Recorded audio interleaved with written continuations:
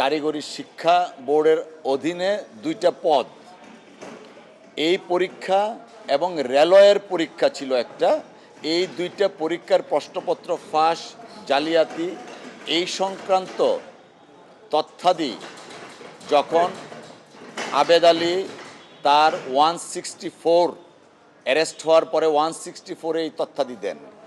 তথ্যাদির পাওয়ার প্রেক্ষিতে criminal investigation department তদন্ত শুরু করেছে এবং এই তদন্ত শুরুর কথা শুনে রেলওয়ে বিভাগ তাদের নিয়োগটা বাতিল করেছিল।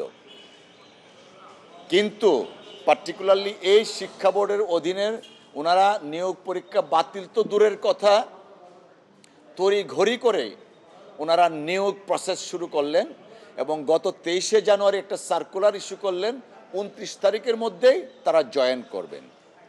তো সেই জয়েনিংয়ের যেন না করতে পারেন সেই কারণে আমরা মহামান্য সুপ্রিম কোর্টের হাইকোর্ট ডিভিশনে রিট পিটিশন দায়ের করেছিলেন। কয়েকজন যারা পরীক্ষায় তৎকালীন সময়ে উত্তীর্ণ হতে পারেনি জালিয়াতির কারণে, মহামান্য সুপ্রিম কোর্টের অ্যাপেলেট ডিভিশন পূর্ণাঙ্গ শুনানি শেষে নিয়োগ প্রক্রিয়াটা 3 মাসের জন্য স্থগিত করেছিলেন। তার পরবর্তীতে গত পরশুদিন অর্থাৎ 27 তারিখে গতকালকে তড়িঘড়ি করে চেম্বার অনারেবল জাজ ইন চেম্বারে গেলেন। চেম্বার থেকে আজকে মহামান্য সুপ্রিম কোর্টের অ্যাপেলেট ডিভিশনে পূর্ণাঙ্গ শুনানি হলো। আপনারা অনেক সাংবাদিক বন্ধুরাও সেখানে উপস্থিত ছিলেন। আমরা আদালতের সদয় দৃষ্টি আকর্ষণ করেছি এবং হামলি সাবমিট করেছি যে এই টোটাল নিয়োগ না, শুধুমাত্র পরীক্ষা সংক্রান্ত টোটাল প্রক্রিয়াটাই প্রশ্নবিদ্ধ। কারণ লিখিত পরীক্ষা নেয়ার কথা ছিল, লিখিত পরীক্ষা না নিয়ে 100 MCQ এর জায়গায় 200 করে ফেলল।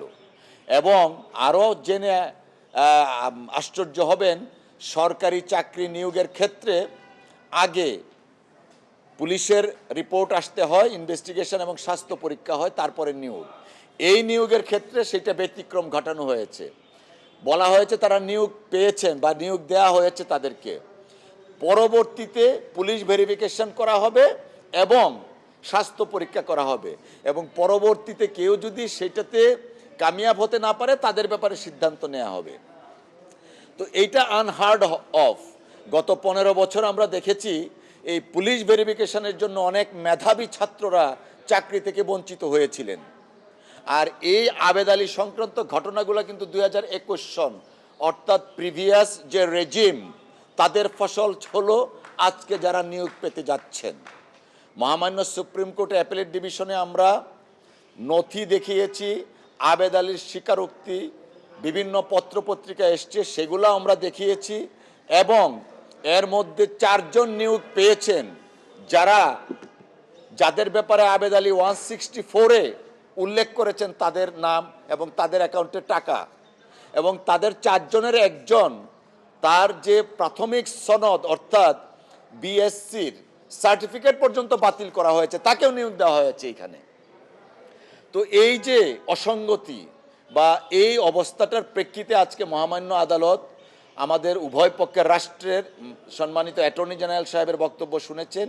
আমাদের বক্তব্য শুনে আমাদের সুপ্রিম কোর্ট মাননীয় আদালত হাইকোর্ট ডিভিশনের যে 3 মাসের যে স্টেটা দিয়েছিলেন সেই স্টেটাকে স্টে করে দিয়েছেন 4 উইকসের জন্য এবং 3 উইকসের মধ্যে পুলিশ ভেরিফিকেশন সম্পন্ন করতে বলেছেন। আর আগামী 6 সপ্তাহের মধ্যে রুলটা নিষ্পত্তি করার জন্য কনসার্ন বেঞ্চকে মহামান্য অ্যাপেলেট ডিভিশন থেকে প্রেরণ করা হয়েছে। এই পরীক্ষা নিয়োগ সংক্রান্ত যে ইস্যুসগুলো এসেছে সেটা 3 সপ্তাহের মধ্যে তদন্ত দাখিল করতে বলা হয়েছে। আমরা যে জিনিসটা এখানে এমফাসাইজ করতে চাই যে রাষ্ট্রের একটা কর্মকর্তা নিয়োগ হবেন, সেই নিয়োগের প্রক্রিয়াটাই যদি প্রশ্নবিদ্ধ থাকে, সেই নিয়োগটা কতটুক, নিয়োগদানটা কতটুক কার্যকর হবে, আজকে রাষ্ট্র এটা বিবেচনা করার সময় এসছে। কারণ সততা এবং ট্রান্সপারেন্সির জন্যই কিন্তু এই 5ই আগস্ট সম্পন্ন হয়েছে। সেই আগের রেজিমের ধারাবাহিকতাটা যদি এখনও চলমান থাকে, এইটা রাষ্ট্রের জন্য, আমি একজন দেশের মানুষ নাগরিকের জন্য হতাশাব্যঞ্জক। আমরা এটা প্রত্যাশা করি নাই।